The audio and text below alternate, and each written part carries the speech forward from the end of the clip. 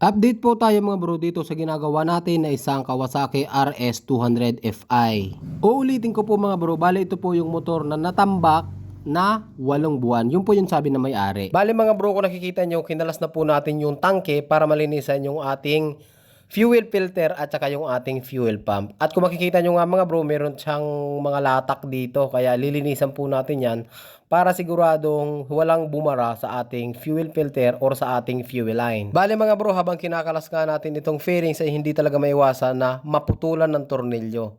Kaya nagduda tuloy ako kung talaga bang 8 buwan lang ito na stock o di ko alam kung 1 taon na ito na stock. Kasi nga, yung dalawang caliper sa likod ay stock up na po parehas. Kapag kaganito mga bro na na-stock yung motor nyo, lalong-lalo na po FI kagaya ng motor na ito, kailangan po natin linisan yung throttle body. Bali mga bro, meron naman nabibili na panlinis ng FI or yung carburetor cleaner. Kung talagang walang-wala po, pwede po kayo gumamit ng gasolina para lang malinisan natin lahat ng dumi sa throttle body. Tingnan nyo naman mga bro kung gaano kakapal ang naipon na alikabok sa motor na ito sa loob lamang ng 8 buwan. Pero di ko talaga alam mga bro kung talagang 8 buwan lang ito na stock or baka 1 taon.